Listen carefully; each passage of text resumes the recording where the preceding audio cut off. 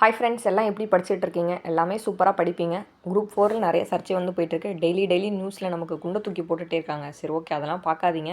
பார்த்தா இன்னும் மன அழுத்தத்துக்கு தான் ரொம்பவே ஆளாவீங்க. ஓகே, அதெல்லாம் நம்ம தூக்கி போட்டு நமக்கு நிறைய அகாடமிலேருந்து கிஷோபா அகாடமியாக இருக்கட்டும், அடுத்தது நமக்கு குருநானக் ஐஏஎஸ் அகாடமியாக இருக்கட்டும், நிறையா அகாடமி, டாஃப் அகாடமி, நிறையா அகாடமிலேருந்து சப்போர்ட் பண்ணுறாங்க. நிறைய எழுச்சிக்குரல் கொடுத்தாங்க. பட் ஆனால் டிஎன்பிசிகிட்டேருந்து நமக்கு ஒரு ரிப்ளை கூட வந்து வரவே இல்லை. ஓகே, டிஎன்பிசியை நம்பினா நமக்கு இனிமேட்டு வேலைக்காகாது. அதை தூக்கி போட்டு நம்ம அடுத்த லெவலுக்கு போகணுன்னா, ஓகே 10 நாள் போயிடுச்சு, ஓகே 10 நாள் கழிச்சு நம்ம புக் எடுக்கணும்னா டேஸ் வந்து போயிட்டே தான் இருக்கும். நமக்காக அந்த போன டேஸ் வந்து திரும்பி வருமா? வராது. அதனால் அதை நினச்சி நம்ம ஃபீல் பண்ண வேணாம். குரூப் 4ல் ஆன்சர் கீ வந்து அஃபிஷியல் ஆன்சர் கீ விட்டாங்க. எல்லாருமே செக் பண்ணியிருப்பீங்க. எவ்வளோ மார்க்ஸ் போட்டிங்க அப்படின்னு உங்களுக்கே ஒரு ஐடியாஸ் வந்து கிடச்சிருக்கும். அதனால் நீங்கள் என்ன பண்ணுறீங்க, நெக்ஸ்ட்டு நம்ம குரூப் 2க்கு ப்ரிப்பேர் பண்ண ஆரம்பிக்கலாம். ஓகே, குரூப் 2 இப்போலேருந்தே கொஞ்சம் ப்ரிப்பேர் பண்ணால் தான் கொஞ்சம் நம்மளால் ஒரு எவ்வளோ சப்ஜெக்ட்ஸ்லாம் கவர் பண்ண முடியுமோ, எந்த சப்ஜெக்ட்டில் அதிகமாக கொஸ்டின்ஸ் கேட்குறாங்களோ அந்த சப்ஜெக்ட் நம்ம ஈஸியாக கவர் பண்ணி முடிக்க முடியும். ஓகேங்களா? அதனால் குரூப் 2 வந்து இப்போயே ப்ரிப்பேர் பண்ண ஆரம்பிச்சிருங்க. அதுக்கப்புறம் டிஎன்பிசியில் இன்ஜினியரிங் சர்வீஸில் நிறைய கம்பைன்ட் சிவில் சர்வீஸ் எக்ஸாம் வந்து இப்போ கல்ஃபர் பண்ணியிருந்தாங்க.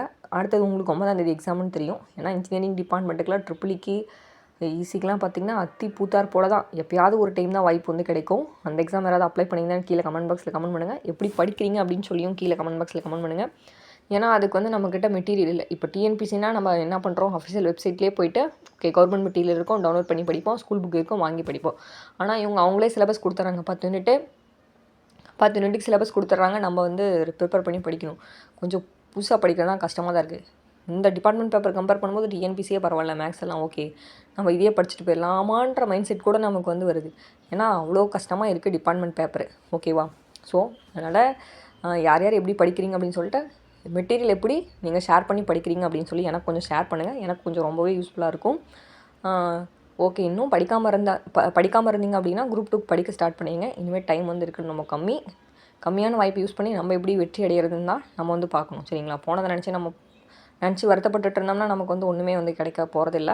அதனால் நம்ம என்ன பண்ணோம் அப்படின்னா இனிமேட்டு அடுத்த அடி எடுத்து வைக்கிறோம். ஓகே, நானும் சைடில் வந்து ப்ரிப்பேர் பண்ணிட்டு தான் இருக்கேன். ஏன்னா எனக்கு 9ஆம் தேதி எக்ஸாம்னாலும் சரி, ஓகே நம்ம குரூப் 2 வந்து விடக்கூடாது.